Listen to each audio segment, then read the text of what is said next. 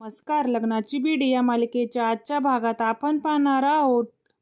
राघव रुक्मिणी राजश्रीला सांगत असतो की मी जे काही केलं आहे ते फक्त विनूसाठीच केलं आहे. मात्र त्याचं ते बोलणं ऐकून रुक्मिणी खूप चिडते आणि म्हणते, राघव तू जे काही करतो ते फक्त विनूसाठीच करतो. विनूवर उपचार करण्यासाठी म्हणून फक्त त्या डॉक्टरांना या घरात घेऊन आलात आणि फक्त त्यांना विनूवर चांगले उपचार केले म्हणून तू त्यांना आपल्या घरच्या आकाशकंदील लावण्याचा मान देखील दिला आणि फक्त आश्रमाला चांगली डॉक्टर मिळावी म्हणून तू त्यांच्या बाजूनी बोलला आणि आजही फक्त आश्रमासाठी तू रामाची भूमिका करायला तयार झाला. आणि रुक्मिणीचं ते बोलणं ऐकून राघव मात्र खूप चिडतो. तो म्हणतो की काकू मी ही भूमिका करायला नकारच देत होतो, मात्र विनूने आग्रह केला आणि तुझी सुद्धा हीच इच्छा होती ना. त्यावर रुक्मिणी म्हणते हो, कारण त्यावेळेस सीतेची भूमिका राणी करणार होती, ती डॉक्टर सिंधू सावंत नाही. त्यावर राघव म्हणतो की राणीचा पाय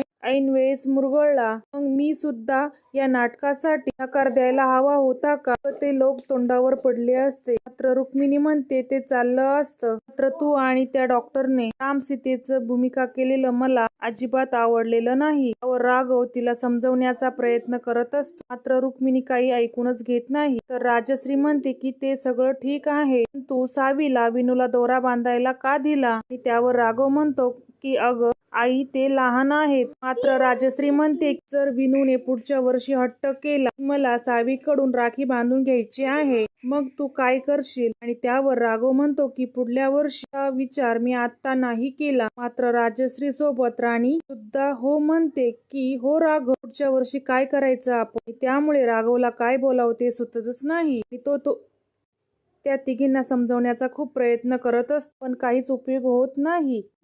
मग त्यानंतर राजश्री म्हणते की या सगळ्यावर मला एकच उपाय दिसतोय, तो म्हणजे की आता तुम्ही तुमच्या बाळाचा विचार करावा. आणि ते ऐकून राघव आणि राणीला मोठा धक्काच बसतो. आणि त्याच वेळेस सिंधू सुद्धा त्या ठिकाणी आलेली असते आणि तिने हे बोलणं ऐकलेलं असतं. राघव राजश्रीला म्हणत असतो की आई तो हा विषय दुसरीकडे घेऊन जात आहे. मात्र रुक्मिणी म्हणते दुसरीकडे नाही, ती अगदी बरोबर ठिकाणी घेऊन जात आहे. आता तू आणि राणीने तुमच्या बाळाचा विचार करायलाच हवा. आणि ते ऐकून मात्र राणी खूपच खुश होते आणि आनंदाने राघवकडे बघत असते. राघव मात्र खूप वैतागलेला असतो आणि त्यांचं ते बोलणं ऐकून सिंधू रडतच तिच्या रूममध्ये जाते आणि तिला सतत राजश्रीचं बोलणं आठवत असतं आणि ती खूप रडत असते. आणि त्याच वेळेस तिला मंगेशचा कॉल येतो, मात्र ती कॉल रिसीव्ह करत नाही, परंतु मंगेश सतत तिला कॉल करत असतो आणि त्यामुळे ती त्याचा कॉल रिसीव्ह करते. तर सिंधूच्या आवाजावरूनच मंगेशला कळतं की नक्कीच काहीतरी झालं आहे आणि तो सिंधूला विचारतो सुद्धा. मात्र सिंधू म्हणते की मला आप्पांची आठवण येत आहे. पण मंगेश म्हणतो की सिंधू तुला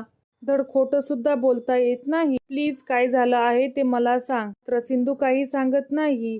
मात्र मग म्हणतो की मला माहित आहे एका छताखाली राघव आणि तू राहत आहेस, ते पण अनोळखी व्यक्तीसारखे. त्याच गोष्टीचा तुला त्रास होत आहे ना? त्यानंतर तो पुन्हा सिंधूला सांगतो की तू राघवला सांगून टाक की सावी त्याचीच मुलगी आहे. तर त्यावर सिंधू नकार देत मंगेशला नंतर कॉल करेल असं सांगत फोन कट करते. तर ती रडत असताना सावीला जाग येते आणि ती सिंधूला विचारते सुद्धा की आई काय झालं आहे तुला, का रडते? मात्र सिंधू काही बोलत नाही. तर सावी म्हणते हा मी पोलीस काकांना बोलून आणते. मात्र सिंधू म्हणते की त्याची काहीही गरज नाही आणि आता ते झोपले सुद्धा असते, तू सुद्धा झोप. आणि ती सावीला झोपायला सांगते आणि तिच्याकडे बघत रडतच मनाशी म्हणते की सावी कसं सांगू मी तुला की तुझ्या बाबांचा इतका दिवस शोध घेत आहे, तर तुझ्या डोळ्यांसमोरच आहे आणि ही गोष्ट तुला मी कधीच सांगू शकत नाही. त्यानंतर तिला आठवतं की राजश्री म्हणत असते की जर विनूला सावीचा लळा लागला तर खूप अवघड होईल. मग त्यानंतर ती झोपलेला विनूला उचलून आणि राणीच्या रूमकडे जाण्यासाठी निघते. दुसरीकडे राणी एकटीच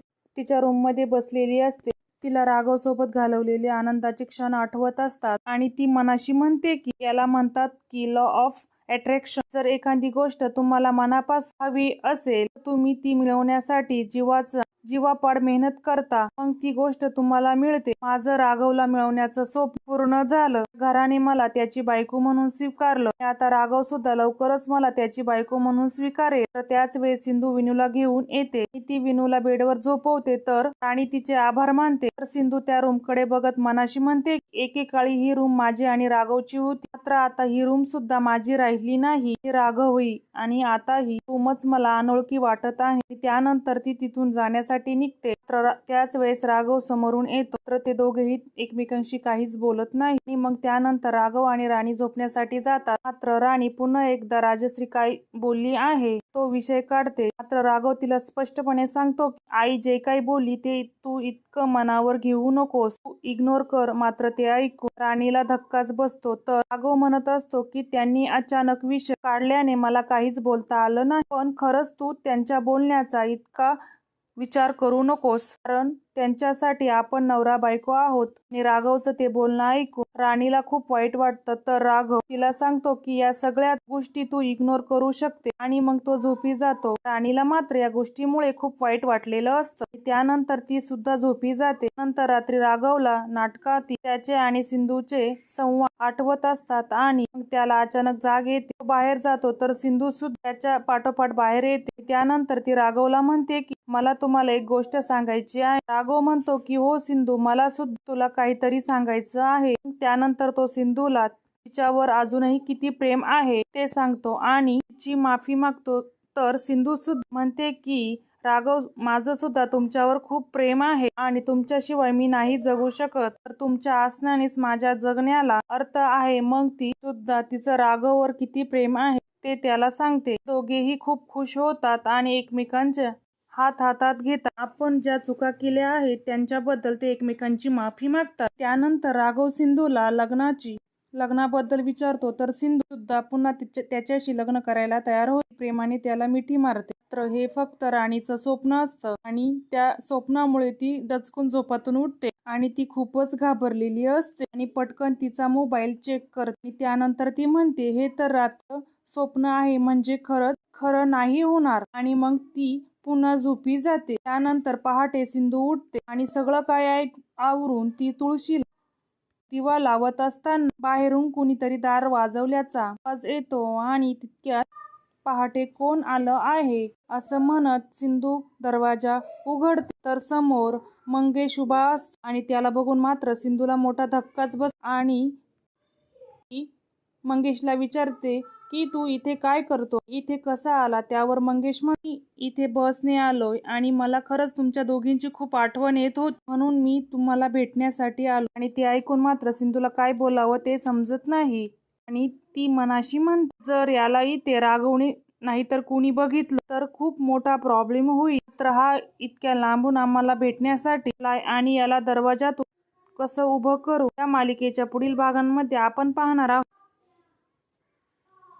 सिंधू मंगेशला घरात घेते. मात्र घरातील सर्वजण त्याला बघतात आणि चोर समजून पकडतात. मात्र त्यानंतर सिंधू त्यांना सांगते, हा माझा मित्र आहे, जेव्हा याला आमची आठवण येईल तेव्हा तो आम्हाला इथे भेटण्यासाठी येणार आहे. मात्र रुक्मिणी या गोष्टीसाठी नकार देत आणि राघवला मंगेशला अटक करण्यासाठी सांगते. राघव सुद्धा लगेच त्याला अटक करतो. या मालिकेच्या पुढील भागांच्या अपडेटसाठी आपल्या चॅनलला सबस्क्राईब करा.